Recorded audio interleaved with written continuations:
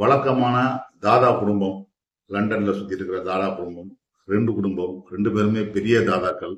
அந்த பெரிய தாதாக்களுக்கு நடுவில் இருக்கிற ஈகோ போட்டி, இந்த போட்டிக்கு நடுவில் குடும்ப சண்டை, அந்த குடும்பத்துல இருக்கிறதுல எல்லா பிரச்சனையும் சால்வ் பண்ணக்கூடிய ஒரு கேரக்டர்.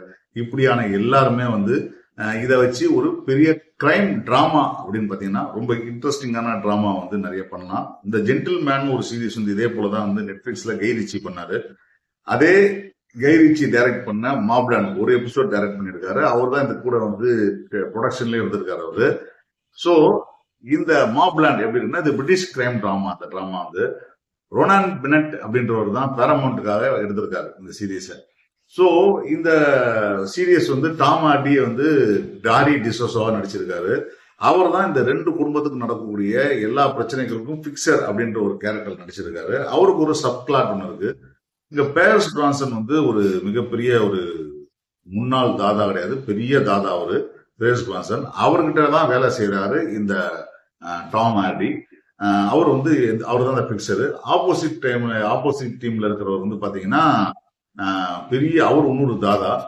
இந்த தாதாவோட பையனும் அந்த தாதாவோட பையனும் ரெண்டு பேரும் டோப் அடிச்சுட்டு தரக்கடிச்சுட்டு ஒரு நாள் நைட்டு காணா போயிடுறாங்க. ஒருத்தனை கத்தியால குத்திடுறாரு இந்த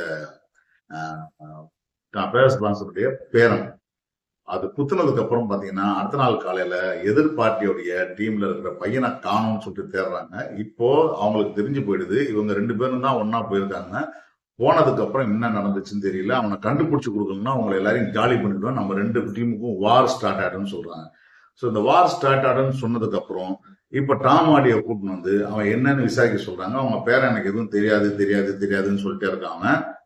என்னடா கெவின் ஹாரிகன் அப்படின்ற ஒரு கேரக்டர் நினைக்கிறான். ஸோ இவனை எங்க இருக்கான் என்ன ஆச்சுன்னு கண்டுபிடிக்கிறதுக்காக டாம் ஹார்டி கிளம்பி போறாரு. கிளம்பி போய் அவன் எங்க இருக்கான்னு கண்டுபிடிக்கப்படும் பொழுது அந்த எதிர் கேங்குடைய பையன் துண்டு துண்டாக வெட்டப்பட்டு ஃப்ரீசர்ல வைக்கப்பட்டிருக்கான். அவனை போய் கேட்டா சொல்றான், சார் உங்க பையன் தான் நான் கொல்ல சொல்றாரு. அவருக்கு கத்தியால ஒரு 65 அடி குத்திட்டாரு. குத்தி விட்டு செத்து போயிட்டான். செத்து போனதுக்கு அப்புறம் பாத்தீங்கன்னா துண்டா வெட்டி போட்டு எங்க அப்பா பச்சைன்றதுனால நான் அதை பண்ணிட்டேன். தயவு செஞ்சு நீங்க என்ன எதுவும் கேட்காதீங்கன்னும் போது அவனை மிரட்டி ஒரு இடத்துல கட்டத்துல ஒத்துக்க வைக்கிறாங்க. என்னன்னா எப்படி இருந்தாலும் நீ தான் வெட்டினு தெரிஞ்சா அந்த டீம் உன்னை காலி பண்ணிடும். நான் சொல்றபடி செஞ்சேன்னா எனக்கு நான் தான் போதையில பண்ணிட்டேன்னு சொல்லி இது துண்டுதா வெட்டிட்டேன்னு சொல்லி ஒத்துக்கிட்டேன்னா அதுக்கப்புறம் அதை அவன் நம்பிட்டாங்கன்னா நான் உங்க குடும்பத்தை எல்லாத்தையும் பாத்துக்கிறேன், இல்லையா உங்க குடும்பத்தை நான் இப்படி பாத்துப்பேன் அப்படின்னு சொல்லி மிரட்டிருந்தாங்க. மிரட்டினதுக்கு அப்புறம் விஷயம் என்ன நடக்குதுன்னு தெரியலதான் இந்த சீரியஸோட கதை. ஒரு டிபிக்கல் கேங்ஸ்டர் குடும்பம். அந்த கேங்ஸ்டர் குடும்பத்துக்கு முன்னும் பின்னும் இருக்கிற ஒரு பஞ்சாயத்துகள். இந்த பஞ்சாயத்துகளை வச்சு ஒரு ஆக்ஷன் டிராமாவா பயங்கரமா டமால் டிமன் கத்தி குத்தெல்லாம் இல்லாம ஒரு எமோஷனல் டிராமாவே கொண்டு வர்றது ரொம்ப அட்டகாசமா இருந்துச்சு.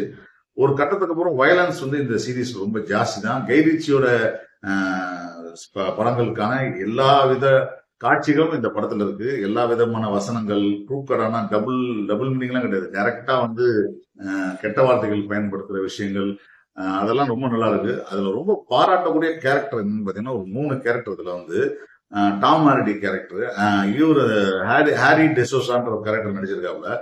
ரொம்ப சப்டிலா எந்த பிரச்சனைகளும் எவ்வளவு பிரச்சனைகளும் வீட்டுல இருக்கிற குடும்ப பிரச்சனையும் தாண்டி அவர் இந்த பிக்சிங் கேமுக்கு உள்ள வரதும் அதை பிக்ஸ் பண்ற விதமும் ரொம்ப அட்டகாசமா பண்ணியிருக்காரு. ரொம்ப அந்த கேரக்டர் அவர் ஏத்துக்கிட்ட விதமும் குறிப்பா ஒரு இடத்துல சொல்றாரு, சர்ரா நீங்க சொன்னதெல்லாம் நம்ம சொன்ன பொய்யெல்லாம் அந்த எதிர் டீம் நம்பிட்டாங்க அப்படின்னும் பொழுது எல்லாரும் ரொம்ப ஹாப்பியா இருக்கும்போது அவன் சொல்றான், நாளைக்கு நீங்க எல்லாரும் என்னுடைய பையனுடைய ஃபியூனரலுக்கு நீங்க மொத்த குடும்பமும் வரணும் அப்படின்றான்.